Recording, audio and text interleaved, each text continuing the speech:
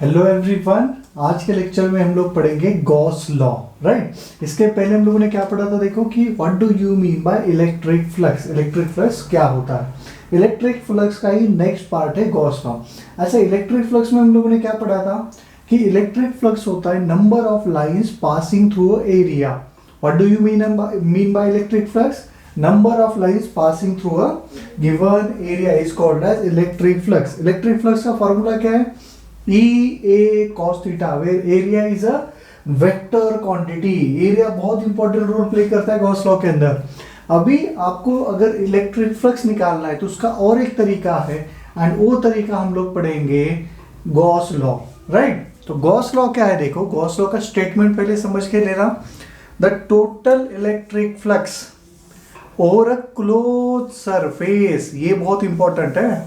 The total electric flux over a close surface is 1 by epsilon naught times the charges enclosed by the closed surface. क्या दिया है? What is the statement of Gauss law? ऐसे ही याद रखना statement को। The total electric flux over a close surface. Close surface बहुत important है, open surface नहीं होता यहाँ पर, हमेशा क्लोज सरफेस आएगा। is 1 by epsilon naught times the charges enclosed by the closed surface. तो we can write flux. flux का सिंबल क्या होता है? phi. phi is equal to charges enclosed by the closed surface divided by epsilon naught. ये उसका mathematical formula है। flux is equal to क्या है? charges enclosed by closed surface divided by epsilon naught, where epsilon naught is a permittivity of free space, जिसका value कितना होता है? epsilon naught होता है 8.85 into 10 to the power -12 SI unit के अंदर। सही है, चलो आगे बढ़ते हैं। इसका मीनिंग क्या हो समझ के लो। अभी हमें पता है, अगर मेरे पास एक चार्ज है, प्लस क्यू चार्ज है, एंड आपको बोला गया कि दिस चार्ज एक कोई भी एक रैंडम शेप के अंदर रखा हुआ है, ये क्लोज सरफेस है, चारों तरफ से क्लोज सरफेस है। आपसे बोला जाता है कि बोलो इस सरफेस में से कितना इलेक्ट्रिक फ्लक्स जाएगा। बेसिकली इलेक्ट्रिक फ्लक्स क्या होता है? Number of lines. राइट, अभी पॉजिटिव चार्ज है मतलब इलेक्ट्रिक लाइंस ऑफ फोर्स यहाँ से निकलेगा, ऐसे निकलने वाला इलेक्ट्रिक लाइंस ऑफ फोर्स। तो इस एरिया में से कितना इलेक्ट्रिक लाइंस ऑफ फोर्स निकलेगा उसका नंबर मतलब इलेक्ट्रिक फ्लक्स होता है। गॉस ने क्या कहा? एक क्लोज सरफेस में से कितना फ्लक्स जाएगा वो है charge enclose by the close surface. कितना चार्ज इनक्लोज किया है इसने? क्यू किया, तो ये आएगा Q divided by epsilon not. ये आपके क्वेश्चन का आंसर है। सही है। बाद में मान लो आपके पास, चलो यहाँ पे एक पॉइंट देता हूं मैं, स्टार मार्क करके एक पॉइंट लिखना। मान लो आपको एक कोई भी एक रैंडम शेप दिया क्लोज सरफेस, उसके अंदर +Q1 -Q2 +Q3 ऐसे 3 चार्ज दिए। आपसे बोला गया बोलो what find the flux enclose by और flux passing through this close surface. तो according to Gauss law flux क्या होता है? Charge enclose divide by epsilon not. तो इस सरफेस के अंदर कितना चार्ज है उसका एडिशन करो, तो +Q1 -Q2 +Q3 divided by epsilon not. ये आपके क्वेश्चन का आंसर है। राइट, तो अभी देखो यहाँ पर जब भी आप लोग गॉस लॉ का यूज करोगे आपको सिंपली क्या देखना है? एक क्लोज सरफेस के अंदर कितना चार्ज है उसको डिवाइड करो एप्सिलॉन नॉट के साथ। तो क्या क्या पॉइंट इंपॉर्टेंट है? कंपलसरी गॉस लॉ किस लिए यूज किया जाता है? To find electric flux, and electric flux से ही हम लोग फाइंड करने वाले आगे इलेक्ट्रिक फील्ड इंटेंसिटी। बाद में ये कहां पर अप्लाई करोगे गॉस लॉ? क्लोज सरफेस पे। राइट, कंपलसरी कैसा होना चाहिए?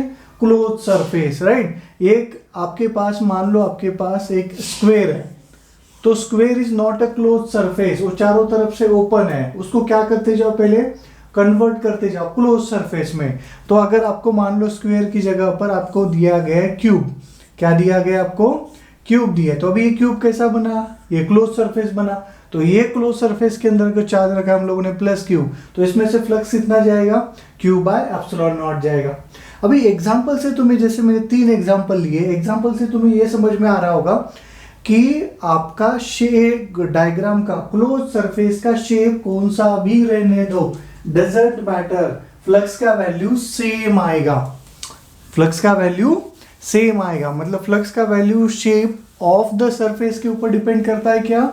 नहीं, सिर्फ कंडीशन क्या है कि वो क्लोज सरफेस होना चाहिए। राइट, जैसे कि पॉइंट नंबर 1 लिखो, ये वाला सरफेस रहने दो, या ये आपके पास स्फीयर रहने दो, या आपके पास क्यूब रहने दो। तीनों केस में अगर मैंने मान लो यहाँ पर चार्ज रखा है Q प्लस Q, तो तीनों केस में मुझे जो फ्लक्स मिलेगा, इसमें से जो फ्लक्स मिलेगा वही फ्लक्स इसमें से मिलेगा, वही फ्लक्स इसमें से मिलेगा। कितना मिलेगा?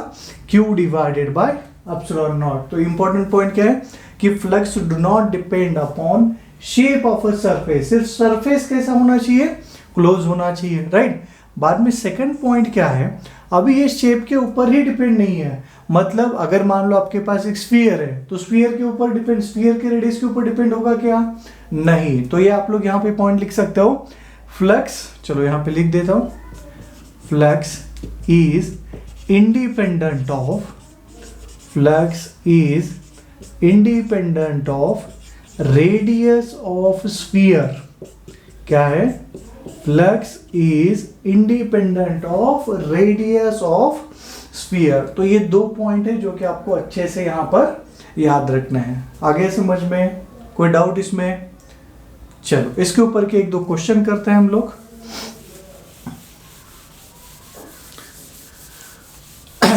क्वेश्चन क्या दिया है देखो, अभी इजी वाले क्वेश्चन करेंगे, बाद में हमें गॉस लॉ भी पढ़ना है, गॉस लॉ का प्रूफ भी पढ़ना है। गॉस लॉ तो पढ़ लिया ना हम लोगों ने। हाँ, अभी एक क्वेश्चन दिया तुम्हें ऐसे, तुम्हें क्या बोला गया कि एक स्फीयर है। भाई पहले इजी से स्टार्ट करेंगे, 2 से 3 ही क्वेश्चन सॉल्व करने वाले इस लेक्चर के अंदर। आपको क्या दिया गया है? एक स्फीयर दिया है और बोला गया है इस स्फीयर के अंदर चार्ज है प्लस क्यू। कितना चार्ज है? Plus Q. तो बोलो इसमें से फ्लक्स कितना जाएगा स्फीयर में से? वो क्या है? Q divided by epsilon not. कोई डाउट इसमें? बहुत अच्छे, आगे बढ़ते हैं। क्वेश्चन नंबर 2 में तुमसे क्या पूछा गया है कि हमारे पास एक हेमीस्फीयर है। क्या है? हेमीस्फीयर है। अभी हेमीस्फीयर में हम लोगों ने चार्ज को रखा है यहां पर। अभी बोलो हेमीस्फीयर में से कितना इलेक्ट्रिक फ्लक्स जाएगा? पहले क्वेश्चन में देखो स्फीयर क्लोज सरफेस था, तो डायरेक्टली हम लोगों ने अप्लाई किया यहां पर। बट हेमीस्फीयर क्लोज कहां पे है? नीचे की साइड से सब सारा का सारा ओपन है ना, तो ओपन है तो कैसे अप्लाई करेंगे हम लोग? तो कैसे आता है देखो, हेमीस्फीयर के लिए पहले इसको क्लोज करो, तो क्लोज करने के लिए और एक हेमीस्फीयर मुझे यहां पर लगाना पड़ेगा। तो ये हो गया क्लोज स्फीयर सरफेस हो गया। मतलब वो क्या बन रहा है? अगेन स्फीयर बन रहा है, राइट। तो एक स्फीयर में से पहले क्या करो, क्लोज सरफेस के लिए, क्लोज सरफेस कौन है? स्फीयर। तो एक स्फीयर में से कितना फ्लक्स जाएगा? Q by epsilon not. अच्छा, एक स्फीयर मतलब कितने हेमिस्फीयर है? 2 हेमिस्फीयर है, राइट। तो मतलब एक स्फीयर में से Q बाय एप्सिलॉन नॉट जा रहा है, एंड एक स्फीयर मतलब 2 हेमिस्फीयर है, तो एक हेमिस्फीयर में से कितना जाएगा? इसका डिवाइड बाय 2। आधा ऊपर से चला जाएगा, आधा नीचे से चला जाएगा ना। तो Q बाय एप्सिलॉन नॉट पूरे में से जा रहा है, तो आधा वाला पार्ट ही इसके अंदर से जाएगा। तो आंसर क्या है? Q divided bye 2 epsilon not. आगे समझ में? चल थर्ड क्वेश्चन पे आते हैं। तुम्हें क्या बोला गया देखो कि यहाँ पर एक स्क्वायर प्लेट है। क्या है? एक स्क्वायर प्लेट है जिसका साइड आपको दिया गया है A, एंड इस स्क्वायर प्लेट के ऊपर, सेंटर से ऊपर कुछ A बाय डिस्टेंस पे हम लोगों ने प्लस Q चार्ज रखा है। कितना डिस्टेंस पे? A by 2। एक स्क्वायर प्लेट दिया है, उसके ऊपर A बाय 2 डिस्टेंस पे हम लोगों ने प्लस Q चार्ज रखा। क्वेश्चन क्या पूछा जाता है कि बोलो स्क्वायर प्लेट में से कितना फ्लक्स जाएगा? कैसे निकालेंगे अभी हम लोग? चलो देखते हैं कैसे आएगा। है क्या, सबसे पहले देखो कि ये चार्ज एक क्लोज सरफेस के अंदर है या नहीं है। चार्ज तो ओपन है, राइट। कहीं से भी देखो चार्ज आपको दिखाई दे रहा है, राइट। सिर्फ नीचे से देखोगे तो दिखाई नहीं देगा, बाकी सारे डायरेक्शन से दिखाई देने वाला है। तो सबसे पहले उसको क्लोज करो। तो क्लोज करने के लिए मुझे क्या लगेगा देखो, यहां पर हमें क्या चाहिए, हमें एक यहां पर क्यूब ड्रॉ करना पड़ेगा। वो कैसे आएगा देखो, ये आएगा क्यूब कुछ लगभग ऐसे आएगा। अभी ये क्यूब क्या है देखो, now this charge is enclose by the cube, right. चारों तरफ से क्लोज है, चारों तरफ से क्लोज है, तो we can write according to Gauss law flux passing through the close surface. अच्छा, क्लोज सरफेस मतलब कौन है? क्यूब है। तो क्यूब में से फ्लक्स कितना जाएगा? Plus Q divided by epsilon not. But उसने पूछा क्या है कि बोलो ये स्क्वायर में से कितना फ्लक्स जाएगा। अच्छा, ये क्यूब के पास कितना स्क्वायर होता है, कितना फेसेस होता है? 6 फेसेस। तो टोटल 6 फेस में से फ्लक्स जा रहा है क्यू बाय एप्सिलॉन नॉट। तो एक फेस में से, एक स्क्वायर में से कितना जाएगा? तो जाएगा plus Q divided bye 6 epsilon not. कितना जाएगा? Plus Q divided bye 6 epsilon naught, right. तो ये था आपका गॉस लॉ एंड उसके रिलेटेड कुछ क्वेश्चन। गॉस लॉ में याद क्या रखना है कि flux passing through over a close surface कितना होता है? Charge in close by close surface divided by epsilon not. अगर आपको क्लोज सरफेस दिया है तो बहुत अच्छी बात है, नहीं है तो पहले उसको क्लोज करो, क्लोज करने के बाद सॉल्व करना उसको, राइट। कंपलसरी कैसे सरफेस होना चाहिए? Close surface, right. ओके, बहुत अच्छे। उसके बाद आते हैं हम लोग इसके प्रूफ पे। ये जो गॉस लॉ है ना, उसका प्रूफ पढ़ेंगे। बोर्ड एग्जाम में आने के बहुत सारे चांसेस है प्रूफ। हालांकि ऑब्जेक्टिव एग्जाम के हिसाब से देखा जाए उतना ज़्यादा इंपॉर्टेंट नहीं है प्रूफ। फाइनली प्रूफ ही क्या करना है? हमें Q by epsilon not he proof करना है, right. Charge in close by close surface divided by epsilon naught, right. Write down proof of Gauss law. क्या करेंगे हम लोग? अभी इसको प्रूव करेंगे। तो मान लो आपके पास एक चार्ज है, वो चार्ज कितना है? प्लस क्यू है। एक ही चार्ज मान लेता हूँ, थोड़ा इजी हो इसलिए। नाउ अभी हमें पता है गॉस लॉ अप्लाई करना है तो क्या चाहिए? Close surface. तो एक रैंडम शेप, इरेगुलर शेप में यहाँ पे कंसिडर करता हूँ। ये कैसा सरफेस दिया है आपको? ये वाला आपको क्लोज सरफेस दिया है, राइट। ओके, तो क्लोज सरफेस दिया है। बाद में देखो हमें क्या करना है? फ्लक्स निकालना है, राइट। एंड लास्ट लेक्चर में हम लोगों ने पढ़ा था कि फ्लक्स का फॉर्मूला क्या होता है? Flux is equal to irregular shape के लिए इंटीग्रेशन ऑफ, फ्लक्स का फॉर्मूला क्या होता है? Integration of E D A cos theta. E मतलब electric field intensity, D A मतलब छोटा सा एरिया, थीटा मतलब angle between electric field intensity and area vector, right. तो ये फॉर्मूला का यूज करने वाले हम लोग। अगर इस फॉर्मूला का यूज करना है तो मुझे सबसे पहले छोटा सा पार्ट कंसिडर करना पड़ेगा, दैट इज डी ए। तो देखो यहाँ पे मैं क्या कर लेता हूँ? एक छोटा सा पार्ट कंसिडर कर लेता हूँ, ये वाला सेक्शन। पॉइंट बी पे ये वाला जो एरिया है, ये मान लो एरिया डी है। अच्छा, चार्ज क्यू से कितना डिस्टेंस पे है? तो आर डिस्टेंस पे है। आगे समझ में? ओके, चलो आगे बढ़ते हैं हम लोग। ये तो पता चला कि डी ए एरिया तो कंसिडर कर लिया। सबसे पहले हम लोग क्या करेंगे कि ये जो डी ए एरिया है, इस एरिया में से कितना फ्लक्स जा रहा है वो फाइंड करेंगे, राइट। चलो लिखो, flux passing through, flux passing through चलो यहां पे लिख देता हूं, फ्लक्स पासिंग थ्रू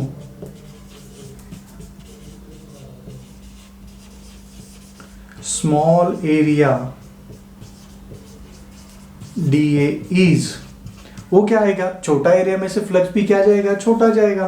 तो D phi is equal to E into D A into cos theta. अच्छा, अभी देखो पॉइंट पी पे ना इलेक्ट्रिक फील्ड इंटेंसिटी कितना आएगा? प्लस क्यू की वजह से। अगर डायरेक्शन में देखेंगे तो electric lines of force start from positive, तो यहाँ पे इलेक्ट्रिक फील्ड इंटेंसिटी का डायरेक्शन ये होगा। This is the direction of electric field intensity. And area का डायरेक्शन क्या होता है? Area vector is a perpendicular to the surface and away from the surface. तो इसका परपेंडिकुलर देखो ये आ जाएगा ऐसे। तो ये दोनों के बीच का एंगल कितना है? थीटा है। कितना है यहाँ पर? थीटा है। आगे समझ में यहाँ पर कोई दिक्कत वाली बात? या कोई भी सरफेस ले लो तुम लोग। यहाँ पर सपोज मैं क्या करता हूँ, चलो ये वाला सेक्शन लेता हूँ। अगर मैंने पॉइंट पी यहाँ पे माना होता तो इलेक्ट्रिक फील्ड इंटेंसिटी यहाँ पे ऐसे आता, राइट।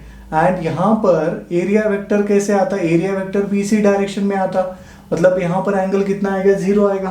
तो पॉइंट टू पॉइंट यहाँ पर थीटा का वैल्यू क्या हो रहा है? वेरी हो रहा है। तो हम लोग क्या करेंगे?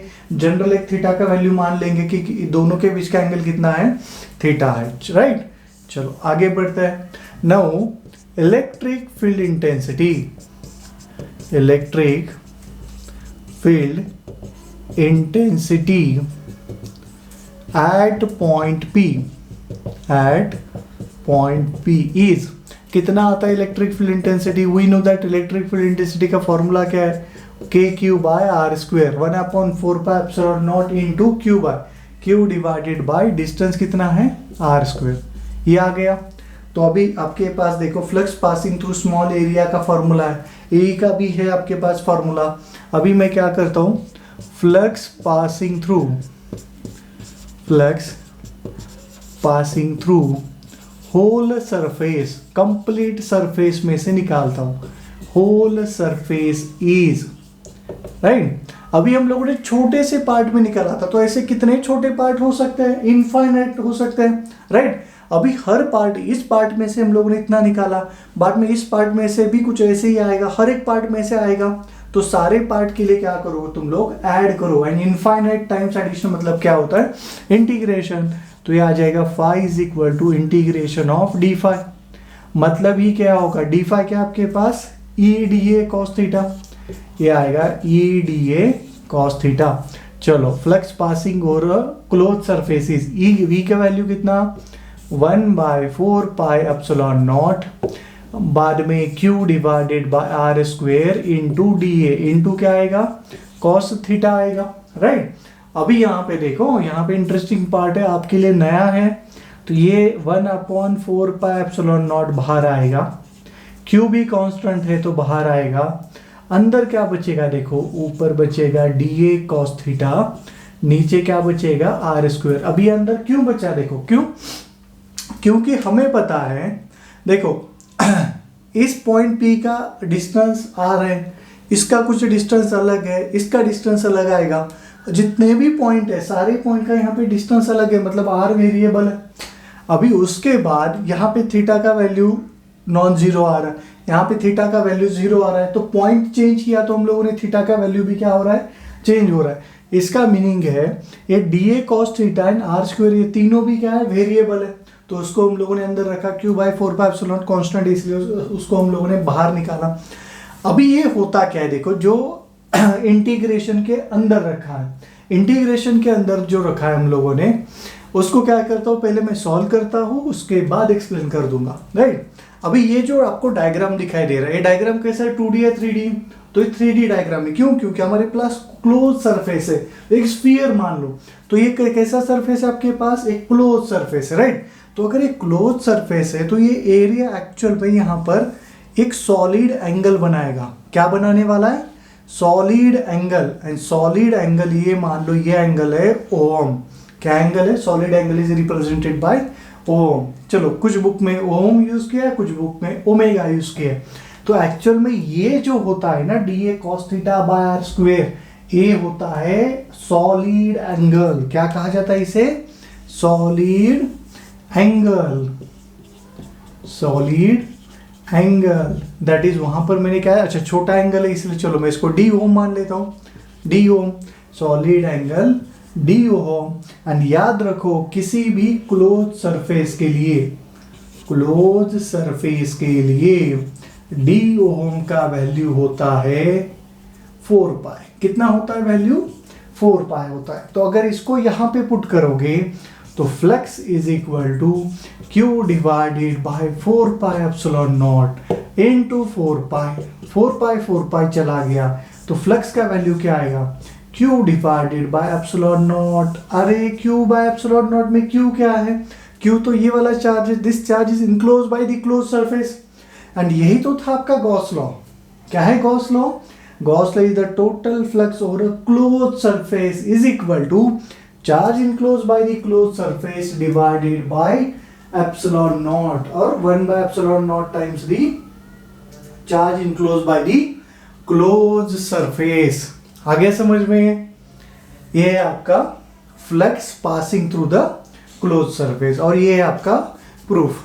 अभी ये वाला छोटा सा पॉइंट बचा, अभी उसको अगेन एक 2-3 मिनट के अंदर मैं एक्सप्लेन करता हूँ कि सर ये सॉलिड एंगल का वैल्यू ये 4π कैसे आता है। देखेंगे, वो टेंशन वाली बात नहीं है। बट अगर आपको प्रूफ आता है स्टेट बोर्ड एग्जाम में तो याद रखो आपको वहां पर क्या करना है? सिंपली उसको 4π के साथ इक्वेट करना है। बस कैंसिल हो जाएगा, लिखो क्यू बाय एप्सिलॉन नॉट है, राइट। अभी वो 4 पाई क्यों आता है कॉम्पिटिटिव एग्जाम के हिसाब से हम लोग यहाँ पर डिस्कस करेंगे। चलो रब कर देता हूं मैं।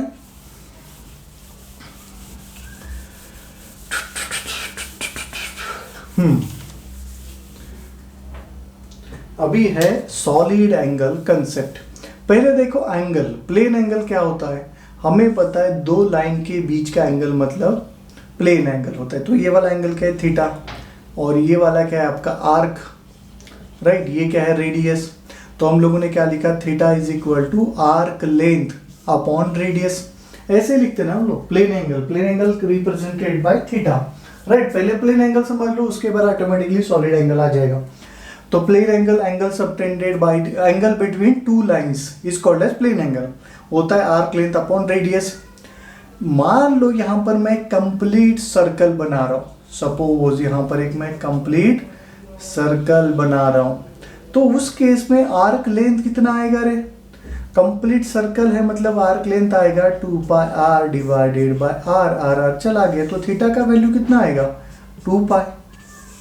तो प्लेन एंगल जो है, प्लेन एंगल का फॉर्मूला क्या है, आर्क लेंथ अपॉन रेडियस है। एंड अगर मैं कंप्लीट सर्कल की बात करूंगा तो कंप्लीट सर्कल के टाइम ये आर्क लेंथ कितना हो रहा है, यहाँ पर 2 पाई आर हो रहा है, तो उसकी वजह से आर आर कैंसिल हो गया, थीटा का वैल्यू कितना आ गया 2 पाई। तो याद रखो एक सर्कल के लिए एंगल कितना होता है 2 पाई होता है, राइट। सो ये तो हमें पता था। उसका यूज क्या है सॉलिड एंगल के अंदर, तो सॉलिड एंगल पहले समझ लो, ये है आपका पॉइंट ओ। अभी सॉलिड एंगल क्या होता है सॉलिड एंगल के केस में बॉडी आता है 3D। तो मैं क्या कर लेता हूँ, यहाँ पर एक पहले से एक स्फीयर मान लेता हूँ, इसका सेंटर ओ यहाँ पर, ये क्या है आपका स्फीयर है, सही है।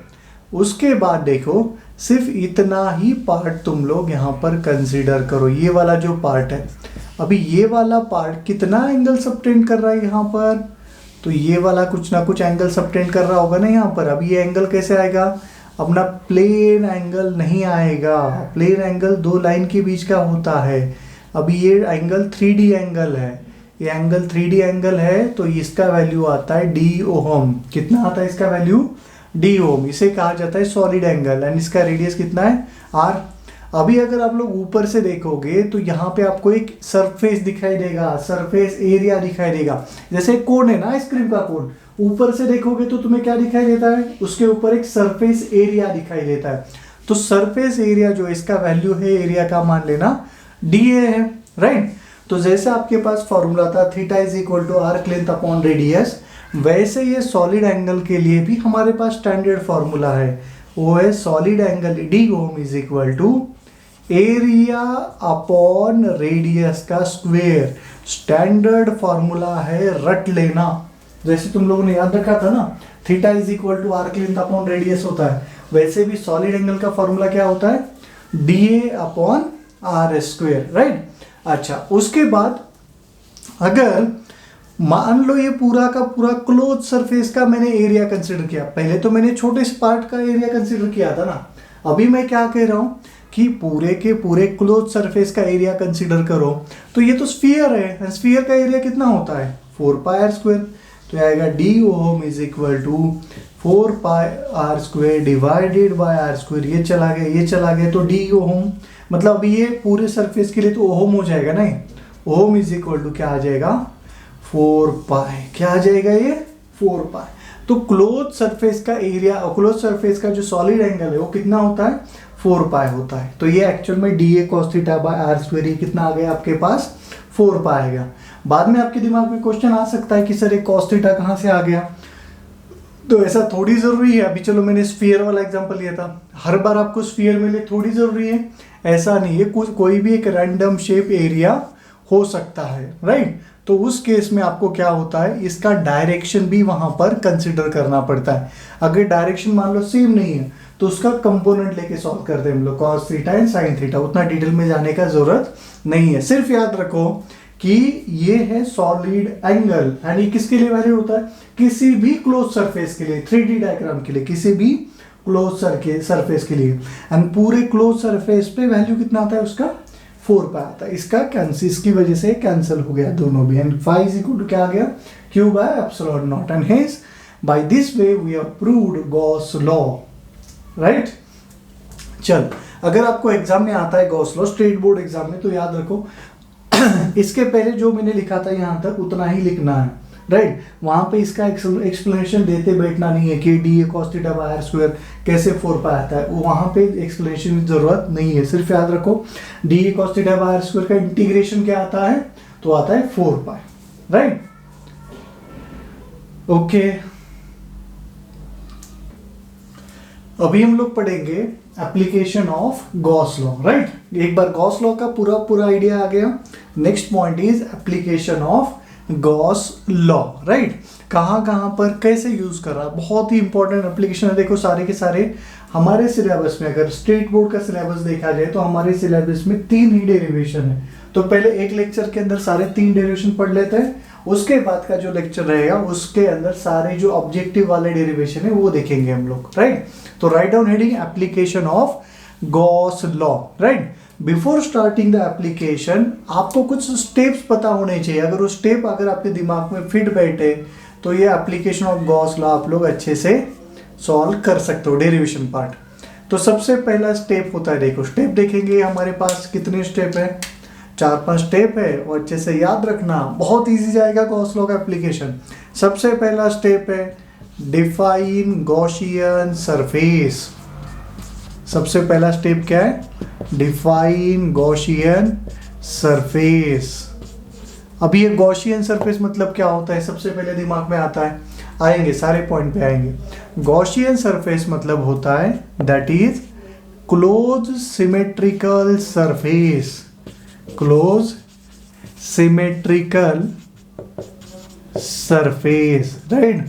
अभी एक क्लोज सिमेट्रिकल सरफेस के एग्जांपल क्या है, तो एक तो आता है आपके पास स्फीयर, नहीं तो आपके पास आता है सिलेंडर। जितने भी गॉस लॉ के एप्लीकेशन है आपके पास, उसके अंदर 2 ही गॉसियन सरफेस माने जाते हैं, एक है स्फीयर और एक है सिलेंडर। अभी ये गॉसियन सरफेस क्यों कंसिडर करना है हमें, तो देखो जैसे हम लोगों ने वो हेमिस्फीयर वाला एग्जांपल किया था लास्ट लेक्चर के अंदर, क्यों किया था हेमिस्फीयर, एक चार्ज लिया था वो हेमिस्फीयर के सेंटर पे था, तो हम लोगों ने इसको स्फीयर में कन्वर्ट किया। क्यों, क्योंकि गॉस लॉ कहां पर एप्लीकेबल है, तो एप्लीकेबल है क्लोज सरफेस के लिए। तो ये जो क्लोज है, अभी यहां पर मैं यहां पर ऐसे एक क्यूबॉइड वगैरह मान सकता था ना, क्यों नहीं माना यहाँ पर।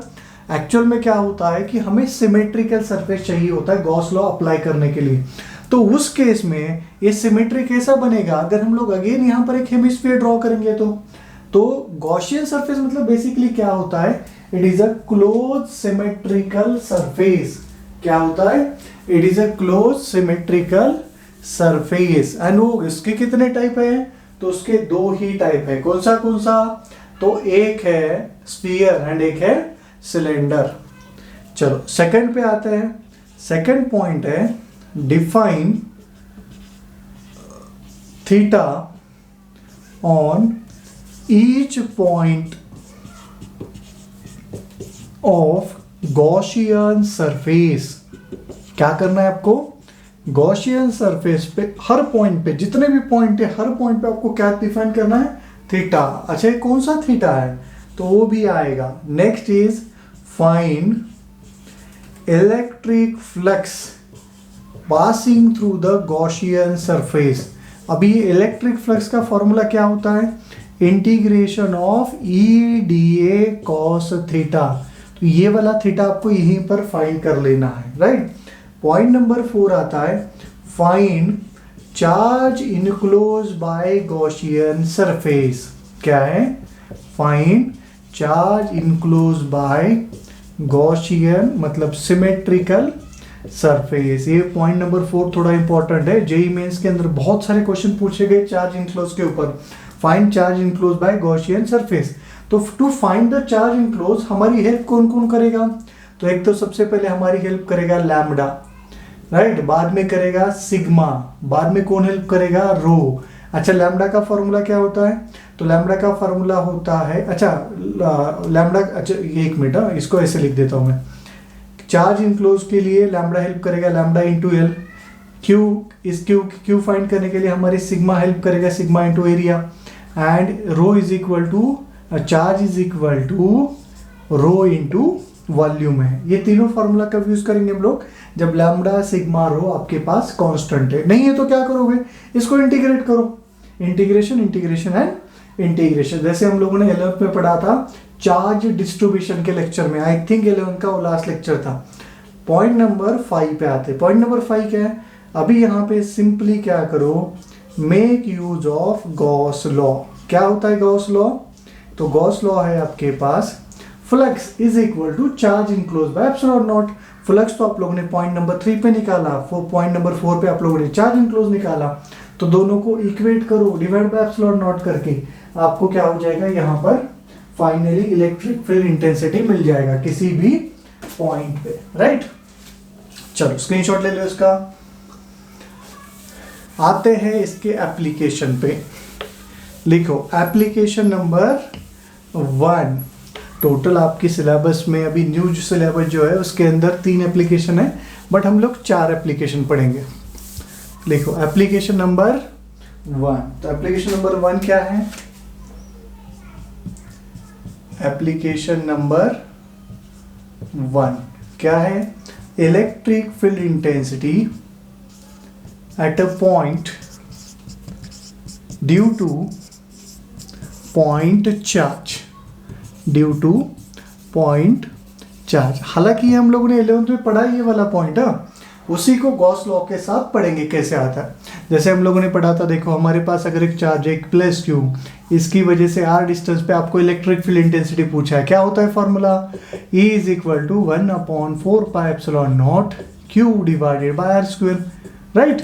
बस इसी फॉर्मूला को आपको डिराइव करना है, but by using Gauss law, right. Just confidence आए इसलिए मैंने एप्लीकेशन नंबर 1 लिया है, हालांकि आपके ऑफिशियल सिलेबस का पार्ट नहीं है। चलो देखते हैं क्या है। आपको दिया है एक प्लस क्यू चार्ज दिया है, आपसे क्या बोला गया है कि इससे r डिस्टेंस पे एक पॉइंट P है, बोलो पॉइंट P पे इलेक्ट्रिक फील्ड इंटेंसिटी कितना आएगा, बाय यूजिंग गॉस लॉ। ये मत उठा देना यहाँ पर। चलो सबसे पहला स्टेप क्या है, कॉन्सेंट्रेट ऑन स्टेप। चलो सबसे पहला स्टेप क्या था, define Gaussian surface. Gaussian surface मतलब क्या है, सिमेट्रिकल क्लोज सरफेस होता है। तो ये चार्ज को क्लोज करने वाला कौन है, तो आपके पास स्फीयर है, तो एक यहाँ पर एक स्फीयर बनेगा, और एक स्फीयर भी ऐसा ड्रॉ करो कि उसके सरफेस पे पॉइंट P आ जाए। कहाँ पर, जिस पॉइंट पे आपको इलेक्ट्रिक फील्ड इंटेंसिटी निकालना है वो पॉइंट उस सरफेस पे आना चाहिए। मेक श्योर दैट कि the point at which we are finding electric field intensity that should be placed on the Gaussian surface। तो एक Gaussian surface आपके पास क्या है, स्फीयर है, राइट। चलो तो यहाँ पर आ गया पहला स्टेप कि हम लोगों ने एक स्फीयर को Gaussian surface माना, राइट। चलो सेकंड पॉइंट पे आते हैं। सेकंड पॉइंट क्या था, define theta at each and every point on Gaussian surface। Third point क्या आपके पास, फ्लक्स फाइंड करो। फ्लक्स का फॉर्मूला क्या है, E ds cos theta. Flux is equal to integration of E D A cos theta. तो अभी यहाँ पे देखो हमें सबसे पहले डी ए कंसिडर करना पड़ेगा। तो जिस पॉइंट पे आप लोग इलेक्ट्रिक फील्ड इंटेंसिटी निकाल रहे हो वहाँ पे छोटा सा एरिया कंसिडर करो, बहुत छोटा, इनफाइनाइटेसिमली स्मॉल एरिया। तो यहाँ पर अच्छा थीटा क्या होता है जो सेकंड स्टेप में हमें फाइंड करना है, तो थीटा है, theta is angle between electric field intensity and area vector. तो इस पॉइंट पे देखो electric lines of force start from positive charge and and on negative charge. तो ये सारे इलेक्ट्रिक लाइन्स ऑफ फोर्स ऐसे जाने वाले, तो ये इलेक्ट्रिक फील्ड वेक्टर ऐसे आ गया। बाद में यहाँ पे अगर मैंने डी ए वेक्टर देखा तो डी ए वेक्टर इसके परपेंडिकुलर होता है, वो आ गया ऐसे। And what is the angle between electric field intensity and D A vector, 0 degree. तो थे सेकंड स्टेप में हमें थीटा कितना मिला, देखो 0 डिग्री, राइट। अच्छा तो आपके दिमाग में ये क्वेश्चन आना चाहिए, सर इस पॉइंट पे, तो इस पॉइंट पे, इस एरिया पे हमें थीटा का वैल्यू 0 मिला। वैसे गॉसियन सरफेस पे बहुत सारे पॉइंट है ना, किसी भी पॉइंट के लिए तुम लोग सॉल्व करके देखो। मान लो मैं ये वाला लेता हूँ सरफेस, राइट। अभी ये सरफेस के लिए देखो इलेक्ट्रिक फील्ड इंटेंसिटी क्या आएगा, देखो ऐसे आएगा, एंड एरिया वेक्टर भी इसका परपेंडिकुलर आएगा, मतलब ये दोनों सेम डायरेक्शन में, मतलब थीटा कितना आएगा, 0। तो eight each and every point on the Gaussian surface theta का वैल्यू कितना आएगा, 0, राइट। चलो तो ये आ गया फ्लक्स, इज इक्वल टू, अच्छा देखो जितने भी गॉसियन सरफेस के पॉइंट है क्यू चार से सेम डिस्टेंस पे, मतलब ई का वैल्यू कांस्टेंट होगा तो ई बाहर आएगा, integration of D A and ये कॉस जीरो का वैल्यू कितना हो जाएगा 1, राइट। तो ये बचा D A. Okay next part पे आते हैं। अभी ये डी ए मतलब क्या है, गॉसियन सरफेस के ऊपर का छोटा सा पार्ट है। अभी ये सारे D A d A d A d ए को ऐड कर देता हूं मैं, तो बेसिकली क्या हो रहा है, एक स्फीयर का सरफेस एरिया आ रहा है। स्फीयर का सरफेस एरिया मतलब क्या होता है, तो होता है 4 पाई आर स्क्वेयर। तो ये आ गया देखो आपके पास स्टेप नंबर 3। स्टेप नंबर 3 में क्या मिला आपको, फ्लक्स मिला पासिंग थ्रू गॉसियन सरफेस, कितना मिला, E into 4 pi are square. Okay चलो पॉइंट नंबर 4 पे आते हैं। पॉइंट नंबर 4 क्या है, आपसे बोला गया है find the charge in close. अभी ये जो गॉसियन सरफेस है, गॉसियन सरफेस के अंदर एक ही पॉइंट चार्ज दिया है ना, तो यहाँ पे लैम्डा सिग्मा रो यूज करने की कोई भी जरूरत नहीं है, तो ये आ गया plus Q. And point number 5 make use of Gauss law. तो यूजिंग गॉस लॉ, क्या कहता है Gauss law, flux is equal to charge enclose divided by epsilon not. तो चार्ज इनक्लोज कितना, फ्लक्स कितना है, E into 4 pi are square, charge enclose कितना है, plus Q divided by epsilon not.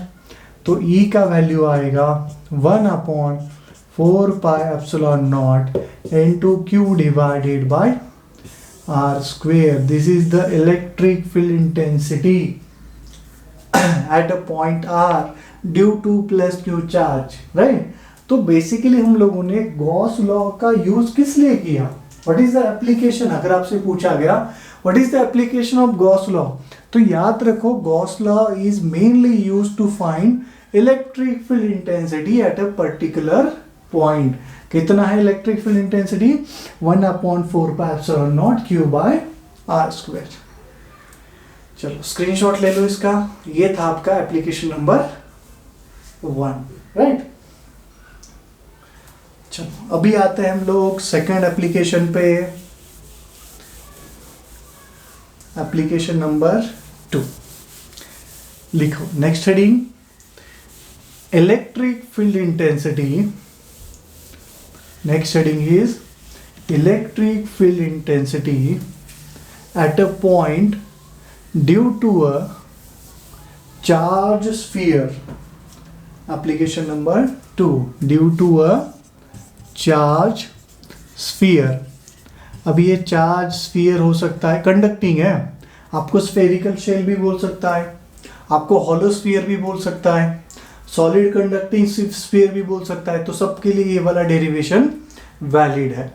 तो देखो आपको क्या दिया है, एक आपको दिया है यहाँ पर स्फीयर दिया, इसका सेंटर पॉइंट O पे। अभी ये चार्ज स्फीयर है, तो सारा का सारा चार्ज कहाँ पर है, इसके सरफेस पे, राइट। चलो सारा का सारा चार्ज इसके सरफेस पे है। कितना चार्ज, अच्छा इसका रेडियस कितना दिया है, तो इसका रेडियस है r। अभी आपको इसका चार्ज गिवन नहीं है, चार्ज अगर गिवन है तो बहुत अच्छी बात है, बहुत इजी हो जाएगा, बट आपको इसका चार्ज गिवन नहीं होता, आपको इसका सिग्मा गिवन होता है। What is sigma, sigma is a surface charge density, right. तो सिग्मा का r का यूज करके हमें क्या करना है, चार्ज निकालना है, राइट।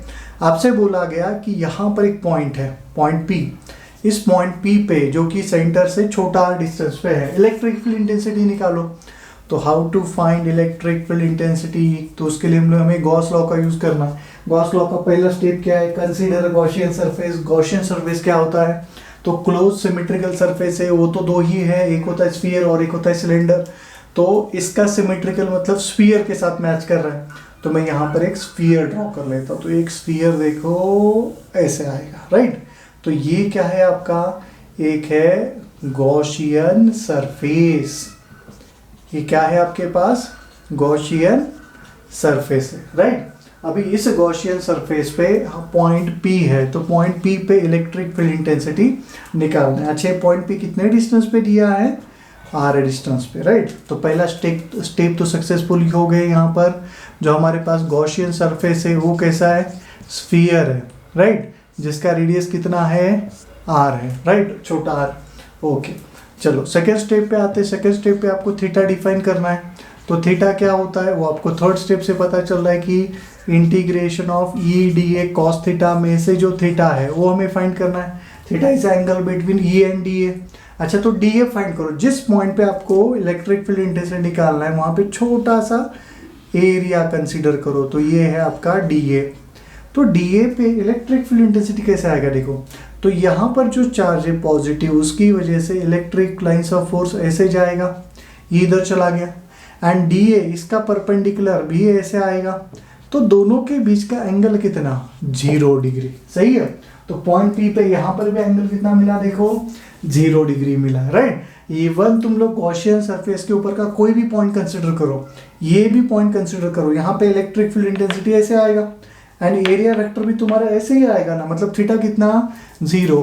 तो eight each and every point on the Gaussian surface theta का वैल्यू कितना होगा 0 डिग्री, राइट। चलो फिर हाँ, अभी देखो जो गॉसियन सरफेस है सेंटर से सारे पॉइंट गॉसियन सरफेस के कितने डिस्टेंस पे, r डिस्टेंस पे, मतलब हर पॉइंट पे e का वैल्यू क्या होगा कांस्टेंट, तो e आ जाएगा बाहर, तो अंदर क्या बचा है cos 0 कितना 1, ये आ जाएगा अंदर क्या है dA। dA कहाँ पर है देखो गॉसियन सरफेस पे है, तो ये गॉसियन सरफेस का एरिया कितना, तो ये आ जाएगा E into 4 pi are square. देखो तुम लोग इसको ना एप्लीकेशन नंबर 1 के साथ रिलेट कर सकते हो, सेम वैसे ही कर रहे हैं। अभी तक कुछ चेंज हुआ है क्या, नहीं। चेंज कहाँ पर होगा, तो ये 4th स्टेप में चेंज होगा।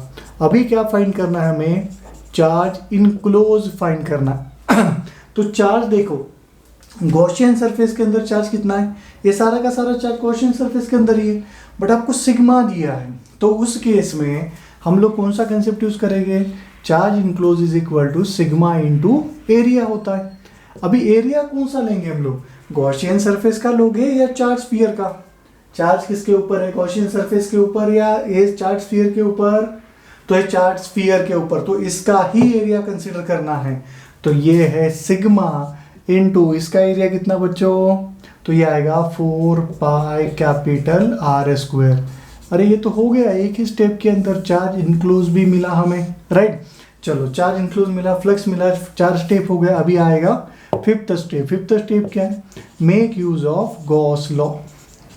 यूज गॉस लॉ, तो गॉस लॉ क्या कहता है, flux is equal to charge enclose divided by epsilon naught.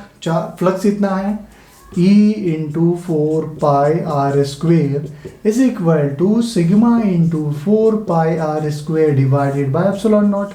4 pi चला गया, अच्छा ऐसे क्या हुआ, एक minute, charge enclose capital r है ना, गलती हो गई थी देखो, छोटा आर बड़ा आर में, तो E is equal to sigma by epsilon naught बड़ा आर स्क्वेयर बाय छोटा आर स्क्वेयर। तो this is the electric field intensity at a point P which is outside of the charge sphere, right। कितना है, sigma by epsilon naught r square by r square, right. चलो screenshot ले लो इसका, अभी खत्म नहीं हुआ है।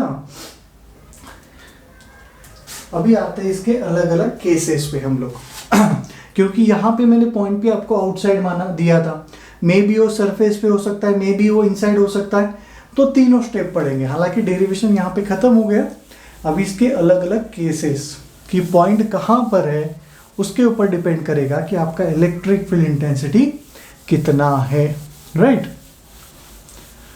चलो बहुत अच्छे, आगे बढ़ते हैं हम लोग। इसके केसेस अलग अलग, तो देखो सबसे पहले हम लोगों ने क्या किया था, केस नंबर 1 में पॉइंट आउटसाइड माना था, राइट। आउटसाइड मतलब स्मॉल आर का वैल्यू क्या है, ग्रेटर देन कैपिटल आर है, तो आपको E का वैल्यू कितना मिला, sigma by epsilon naught capital r square by small r square मिला, राइट। चलो यहाँ पे डायग्राम बना लेता हूँ, ये है आपका डायग्राम, ये आपका सेंटर है, ये आपका चार्ज स्फीयर था, राइट। सिग्मा दिया है, इसका रेडियस कितना दिया आपको R। अभी आउटसाइड मतलब यहाँ पर कहीं तो पॉइंट है, राइट। ये है E एट पॉइंट, ये आउटसाइड E आउट। बाद में अगर मान लो आपको एक सरफेस वाला पॉइंट दिया है, पॉइंट P कहाँ पर है, सरफेस पे मतलब यहाँ पर, मतलब कितना डिस्टेंस पे, रेडियस पे, तो small r is equal to क्या, कैपिटल R। तो E on the surface of a charge sphere कितना आएगा, सिग्मा बाय एप्सिलॉन नॉट। ये दोनों तो कैंसिल होगा ना, तो ये आ गया sigma by epsilon naught. And most important, अगर इनसाइड वाला पॉइंट दिया है, मतलब R is less than capital R, यहाँ पे कहीं तो पॉइंट दिया है, तो उस केस में इलेक्ट्रिक फील्ड इंटेंसिटी कितना आएगा।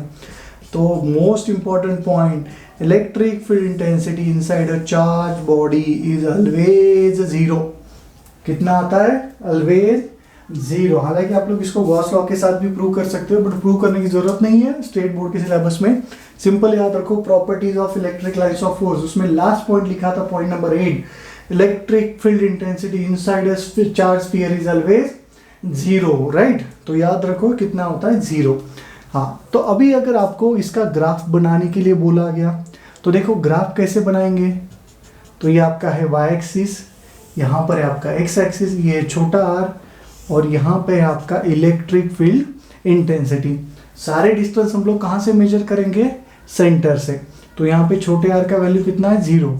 जैसे आप बढ़ा रहे हो, सरफेस की तरफ जा रहे हो, तो सरफेस मतलब यहाँ पर r is equal to r हो जाएगा। तो इस रीजन पे आप लोग कहाँ पे हो, इनसाइड हो, यहाँ पर सरफेस पे, और यहाँ पर क्या हो तुम लोग, आउटसाइड हो, राइट। चलो अभी देखो, इनसाइड जब r का वैल्यू लेस देन r है, ई इलेक्ट्रिक फील्ड इंटेंसिटी इनसाइड कितना है, जीरो। तो जीरो मतलब r का वैल्यू कितना भी बड़ा हो, जीरो से r तक, ये कितना आ जाएगा, जीरो। जैसे तुम लोग सरफेस पे चला गए, कितना हो गया, सिग्मा बाय एप्सिलॉन नॉट, मतलब ये प्लस आएगा, ये कितना है, ये है sigma by epsilon naught. And जैसे तुम लोग बाहर की तरफ चले गए, देखो sigma constant, epsilon constant, r constant, तो E out is inversely proportional to r square. Inversely proportional to r square मतलब ऐसे ग्राफ आएगा। तो E out is inversely proportional to r square. तो ये इसके अलग अलग केसेस और ये इसका ग्राफ आ गया समझ में, राइट। स्क्रीनशॉट ले लो इसका। अभी आते हैं हम लोग एप्लीकेशन नंबर 3 पे, राइट। चलो right down heading, application number 3। क्या है application number 3, electric field intensity at a point due to a charge wire. क्या दिया आपको, एक वायर दिया है। चलो वायर कैसा, देखो यहाँ पर आपको बोला गया कि एक आपके पास वायर है, ऐसा इनफाइनाइटली लॉन्ग वायर है, राइट। अब ये कैसा चार्ज है, पॉजिटिव चार्ज हो सकता है, नेगेटिव चार्ज हो सकता है, डजंट मैटर। तो आपको दिया ये पॉजिटिवली चार्ज वायर, राइट। जिसका भी वायर दिया मतलब कौन सा कंसेप्ट है, लैम्बडा का। तो इसका आपको बोला गया इसका सरफेस चार्ज डेंसिटी है lambda coulomb per metre, right. और बोला गया कि ये चार्ज वायर से r डिस्टेंस पे एक पॉइंट है, पॉइंट P। बोलो पॉइंट P पे इलेक्ट्रिक फील्ड इंटेंसिटी कितना आएगा। स्टार्ट करते हैं हम लोग एप्लीकेशन। स्टेप याद रखना, स्टेप बहुत इंपॉर्टेंट रोल प्ले करते हैं। तो सबसे पहला स्टेप क्या है यहाँ पर, कंसीडर अ गॉसियन सरफेस। अभी गॉसियन सरफेस आपके पास कितने हैं, दो, स्फीयर एंड सिलेंडर। अभी स्फीयर, हाँ, अभी गॉसियन सरफेस कैसा होना चाहिए, उसके सरफेस पे पॉइंट P आना चाहिए। तो पॉइंट P, अगर हम लोग पॉइंट P को अगर मान लो स्फीयर माना मैंने, पॉइंट P जिसका रेडियस r है, तो क्या हो जाएगा, वो स्फीयर इसमें से चला जाएगा, जो कि प्रैक्टिकली पॉसिबल नहीं है। मतलब यहाँ पे हम लोग स्फीयर का यूज कर सकते हैं क्या, नहीं। तो हम लोग अभी इसका कहाँ पर किसका यूज करेंगे, सिलेंडर का। तो यहाँ पर एक सिलेंडर ऐसा मान लो, यहाँ पर ये देखो एक सिलेंडर ऐसा बनेगा, यहाँ पर एक सिलेंडर ऐसा बनेगा, सही है। तो एक प्रॉपर एक सिलेंडर बना। अच्छा, इस सिलेंडर का लेंथ कितना है, मान लो आपको लैम्बडा लेंथ दिया है, कितना लेंथ कितना दिया है, एल दिया है। लैम्बडा कैसे, लैम्बडा तो सरफेस चार्ज डेंसिटी है। एंड इसका रेडियस मान लो आपको दिया है कितना है, आर है। हालांकि रेडियस का जरूरत नहीं, अच्छा ये मान लो कैपिटल आर है, क्योंकि ये, अच्छा ये दोनों सेम ही है ना, चलो कोई दिक्कत वाला बात नहीं है। तो ये है आपका रेडियस आर दिया है, सही है। चलो सॉल्व करते हैं हम लोग। इलेक्ट्रिक फील्ड इंटेंसिटी निकालना है। पहला पॉइंट क्या है, तो पहला पॉइंट है कंसिडर गॉसियन सरफेस। तो हम लोगों ने गॉसियन सरफेस कंसिडर किया। कौन सा है गॉसियन सरफेस, तो सिलेंडर है, राइट।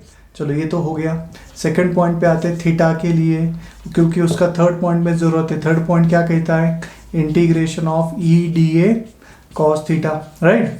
तो जिस पॉइंट पे आपको इलेक्ट्रिक फील्ड इंटेंसिटी निकालना है, क्या करो, वहाँ पे सबसे पहले आप लोग यहाँ पर एक छोटा सा एरिया कंसिडर करो डी ए। तो ये आ गया, देखो एरिया डी ए आ गया। अभी ये जो पॉजिटिव चार्ज है वायर का, उसकी वजह से इलेक्ट्रिक फील्ड इंटेंसिटी अभी आएगा ना ऐसे। एंड एरिया वेक्टर कैसे आएगा, एरिया वेक्टर परपेंडिकुलर होता है। इलेक्ट्रिक फ्लक्स के टाइम में बोला था सिलेंडर के लिए ऐसे आएगा एरिया वेक्टर। तो ये थीटा कितना हो जाएगा यहाँ पर 0 डिग्री। बहुत अच्छे, ये हो गया, राइट। यहाँ पे और एक पॉइंट यहाँ पे आपको ऐड करना पड़ेगा, क्या है कि ये जो आपका सिलेंडर है, सिलेंडर के पास 3 सरफेस है। एक है देखो ये वाला फ्लैट सरफेस ए, ये है फ्लैट सरफेस बी एंड है कर्व्ड सरफेस सी।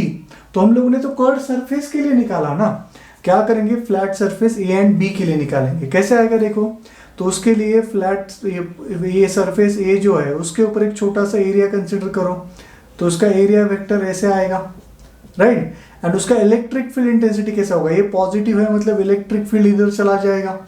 तो यहाँ पे थीटा कितना, यहाँ पे थीटा होगा 90 डिग्री। कितना होगा थीटा, 90 डिग्री।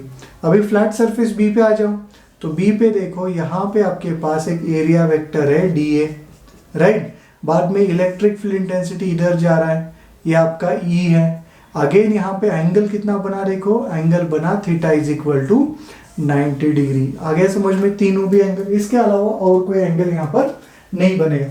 इसके पहले जो 2 एप्लीकेशन आप लोगों ने पढ़े थे, वो दोनों एप्लीकेशन में क्या था, हर जगह पे थीटा का वैल्यू सेम था, बट यहाँ पे हर जगह पे 3 सरफेस है, तीनों सरफेस पे थीटा का वैल्यू अलग अलग है। तो मैं क्या करता हूँ, ये जो आपका फ्लक्स है इसको 3 पार्ट में डिवाइड करता हूँ। ये आएगा आपका सबसे पहले सरफेस ए के लिए, तो सरफेस ए के लिए देखो कॉस थीटा कितना है, 90 है, तो ये आएगा कॉस 90। बाद में आएगा ये सरफेस बी के लिए, सरफेस बी के लिए देखो ये वाला कितना है, 90 है, ये आएगा कॉस 90। एंड बाद में है सरफेस सी के लिए, ये आएगा E D A cos of 0 degree, surface C के लिए, कर्व्ड सरफेस के लिए। अभी ये कॉस 90 कितना होता है बच्चों, ये है 0, कॉस 90 कितना 0, कॉस 0 कितना 1।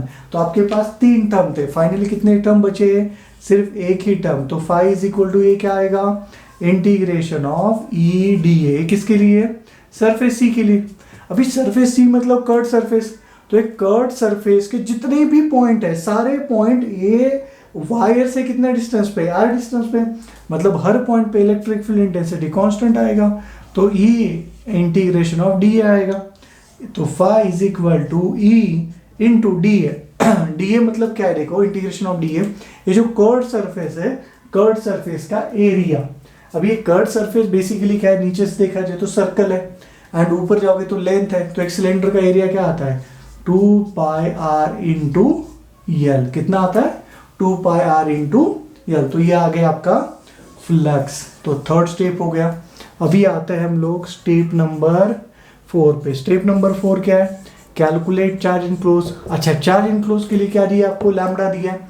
अभी ये सिलेंडर के अंदर calculate the charge enclose by the Gaussian surface.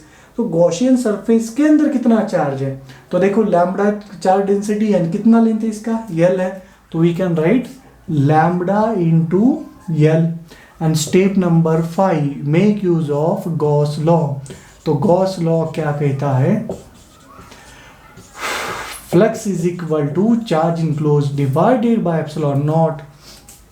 Flux कितना है, E into 2 pi r l is equal to charge enclose कितना है, lambda into l divide by epsilon naught. L l चला गया, तो ये E कितना आ जाएगा, lambda divided by 2 pi r epsilon not. तो आप लोग ये फार्मूला को रट सकते हो, E is equal to lambda by 2 pi r epsilon naught. किसकी वजह से, एक चार्ज वायर की वजह से आर डिस्टेंस पे।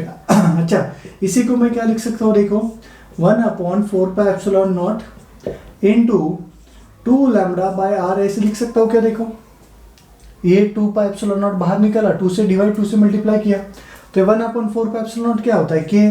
तो तुम लोग इसको ऐसे भी याद रख सकते हो, 2k लैम्बडा बाय आर। कैसे याद रखोगे, 2k lambda by are, right. चलो इसका स्क्रीनशॉट ले लो। अच्छा यहाँ पे ये लिखना भूल गया मैं, सरफेस ए के लिए सरफेस बी के लिए एंगल कितना आता है 90 डिग्री, एंड सरफेस सी के लिए एंगल कितना आता है 0 डिग्री, वो लिख देना वहाँ पर। और ये सब कुछ आपको प्रॉपरली सेंटेंस फ्रेम करना है स्टेट बोर्ड के एग्जाम में। तो ये था आपका electric field intensity at a point due to a charge wire. इसका तुम लोग ग्राफ भी बना सकते हो, अभी ग्राफ बना के देखेंगे हम लोग ना। इजी है इसका graph as compare to charge sphere, इसका ग्राफ इजी है, बहुत इजी है। चलो तो फाइनली हमें जो charge wire, infinitely long charge wire की वजह से एक या क्या दिया था आपको, इसका लैम्डा दिया था, आर डिस्टेंस पे एक पॉइंट पी दिया है, यहाँ पे इलेक्ट्रिक फील्ड इंटेंसिटी कितना मिला 2k लैम्डा बाय आर मिला।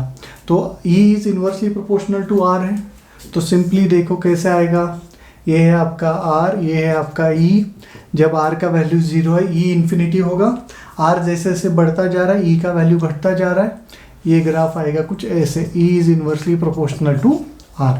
हालांकि ये ग्राफ उतना इंपॉर्टेंट नहीं है as compare to your charge sphere वाला ग्राफ, राइट। चलो आगे बढ़ते हैं नेक्स्ट पॉइंट पे, application number 4, last application, electric field intensity at a point due to a charge sheet. क्या दिया आपको application number 4, due to a charge sheet, right. एक शीट दिया आपको, इनफाइनाइटली लॉन्ग शीट दिया है, उसकी वजह से आपको इलेक्ट्रिक फील्ड इंटेंसिटी फाइंड करना है। कैसे है देखो, ये है आपका एक शीट है मान लो, राइट, ऐसे दिया है, ये आपको एक इनफाइनाइटली लॉन्ग चार्ज शीट दिया है। अभी इसके ऊपर कौन सा चार्ज है, तो पॉजिटिव चार्ज है, ऐसा मान के चलते हैं हम लोग। चलो नेगेटिव मान लो, कोई दिक्कत वाला बात नहीं है। अच्छा अभी ये जो आपका चार्ज है, ये चार्ज कहाँ पर है, एरिया पे है, वॉल्यूम पे है, लेंथ पे है, तो एरिया पे, तो आपको इसका लैम्डा गिवन होगा हमेशा, तो lambda coulomb per metre square. आपसे क्या बोला गया कि इससे एक पॉइंट P, इससे कुछ R डिस्टेंस पे एक पॉइंट P है, तो पॉइंट P पे बोलो इलेक्ट्रिक फील्ड इंटेंसिटी कितना आएगा, राइट। कैसे फाइंड करेंगे अभी हम लोग उसको, आते हैं स्टेप पे। सबसे पहला step, consider a Gaussian surface. Gaussian surface, अब इसके लिए क्या आएगा, सिलेंडर। तो सिलेंडर कैसे आएगा देखो, पहले सिलेंडर प्रॉपरली ड्रॉ कर लेता हूँ। तो ये कुछ आएगा देखो, ये आएगा ऐसे, ये कुछ ऐसे होगा और ये कुछ ऐसे होगा, एक सिलेंडर ऐसे आएगा, राइट। हाँ अभी ये पॉइंट P आपका यहाँ पर है, राइट। आपसे बोला गया पॉइंट P पे बोलो इलेक्ट्रिक फील्ड इंटेंसिटी कितना आएगा। अभी सिलेंडर देखा जाए, अगेन सिलेंडर के कितने सरफेस है आपके पास, 3 सरफेस है। तो पहला पॉइंट तो हम लोगों ने यहाँ पे कंप्लीट कर दिया कि गॉसियन सरफेस कौन सा है, सिलेंडर है। सेकंड पॉइंट कौन सा है यहाँ पर, define theta at each and every point on Gaussian surface. तो ये जो गॉसियन सरफेस है, अच्छा ये प्लेट से, ये जो शीट है ना, इनफाइनेटली लॉन्ग शीट है, इससे R डिस्टेंस पे तुम लोग मान लो पॉइंट P है, हालांकि R का कुछ काम ही नहीं है, आगे जाके समझ में आएगा क्यों नहीं। थर्ड पॉइंट क्या है देखो, डिफाइन फ्लक्स। फ्लक्स कितना है, integration of EDA cos theta. चलो अभी पहले थीटा की बात करते हैं। तो आपके पास 3 सरफेस है, surface A, flat surface B, curved surface C, right. Surface A पे आ जाओ, सरफेस A पे देखो, सरफेस A पे एरिया ऐसे, ये होगा उसका area vector, right. Surface C is a curved surface, उसका एरिया वेक्टर देखो ऐसे आएगा। And surface B is a flat surface, उसका एरिया वेक्टर ऐसे आएगा। ये तीनों के एरिया वेक्टर आ गए। अभी तीनों पे इलेक्ट्रिक फील्ड इंटेंसिटी ढूंढते हैं। इलेक्ट्रिक फील्ड इंटेंसिटी अभी आएगा, तो इसके लिए इलेक्ट्रिक फील्ड इंटेंसिटी इसी डायरेक्शन में होगा, तो थीटा कितना यहाँ पर 0। यहाँ पे इलेक्ट्रिक फील्ड ऐसा है, तो थीटा कितना यहाँ पर 90। एंड यहाँ पर इलेक्ट्रिक फील्ड इंटेंसिटी इधर ही है, मतलब थीटा का वैल्यू कितना 0। तो यहाँ पे क्या हो रहा है, surface A and surface B के लिए थीटा का वैल्यू 0 डिग्री है, एंड सरफेस सी के लिए आपका थीटा का वैल्यू कितना है, 90 डिग्री है, राइट। बिल्कुल उल्टा हुआ इसके पहले जो हुआ था, तो इसको 3 बार लिखना पड़ेगा। तो फ्लक्स इज इक्वल टू, हाँ पहले है आपका surface A, surface A E D A cos of A के लिए कितना एंगल, 0 डिग्री, बहुत अच्छे। सरफेस बी के लिए ई डी ए एंगल कितना, 0 डिग्री, गुड। सरफेस सी के लिए ई D A cos of 90 degree, बढ़िया, सही है। तीनों हो गए। इसमें से ये पता चल रहा है कि cos 90 है तो 0 है, cos 0 है तो 1 है, cos 0 है तो 1 है। तो 3 इंटीग्रेशन में से एक इंटीग्रेशन तो चला गया, तो हमारे पास बचे कितने इंटीग्रेशन, सिर्फ 2। इंटीग्रेशन ऑफ ई डी ए, ये किसके लिए बचा, ए के लिए। बाद में integration of E dot D A किसके लिए बचा, बी के लिए। अभी देखो ये जो आपका शीट है, इन्फिनिटी लॉन्ग शीट है, उससे r डिस्टेंस पे सरफेस है, इधर भी r डिस्टेंस पे सरफेस भी है, तो दोनों पॉइंट पे e का वैल्यू क्या रहेगा, कांस्टेंट रहेगा। तो ये होगा e, तो अच्छा e तो बाहर आ गया, अंदर क्या बचा, integration of D A plus integration of D A, right. Okay, अभी ये डी ए मतलब क्या, ये सरफेस ए जो फ्लैट सरफेस है उसका एरिया, ये डी ए मतलब सरफेस बी का एरिया। अब ये दोनों एरिया क्या हो गए, सेम हो गए ना। तो मैं कंसिडर, अच्छा इसको ऐसे लिखता हूँ 2e integration of D A, इसको मैं क्या करता हूँ, रिप्लेस करता हूँ a के साथ, आगे जाके कैंसिल होने वाला है, तो उसको रिप्लेस करो किसके साथ, a के साथ। मान लो ये फ्लैट सरफेस जो है उसका एरिया क्या है, a है, दोनों का एरिया तो सेम होगा, तो a माना हम लोगों ने। अभी आते हैं नेक्स्ट पार्ट पे। नेक्स्ट पार्ट क्या है, देखो यहाँ पर पॉइंट नंबर 4, आपको क्या फाइंड करना है, फाइंड द चार्ज इनक्लोज। क्या दिया आपको, सिग्मा दिया है, तो सिग्मा इनटू एरिया। सिग्मा तो आपके पास है, वो तो दिया है। एरिया मतलब देखो ये जो एरिया है इसके अंदर कितना चार्ज इनक्लोज है, इसका एरिया कितना, ए ही माना है हम लोगों ने, तो इसको ऐसे ही रखो। पॉइंट नंबर 5 पे make use of Gauss law.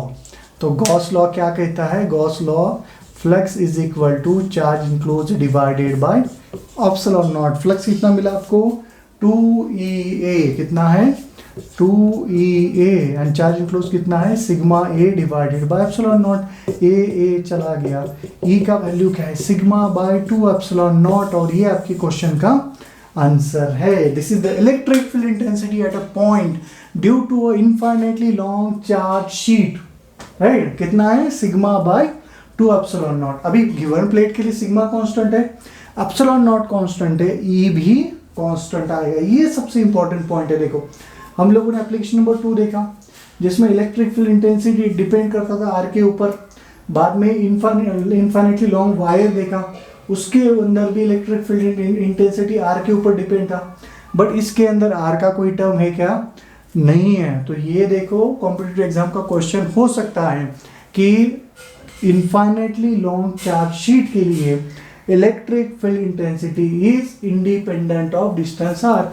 तो आप लोग यहाँ पे पॉइंट लो, यहाँ पे लो, यहाँ पर लो, कहीं पर भी लो, हर जगह इलेक्ट्रिक फील्ड इंटेंसिटी कितना आएगा, sigma by 2 epsilon naught, right. एक काम करो यहाँ पर ऐसे लिखो, electric field intensity at a point due to infinitely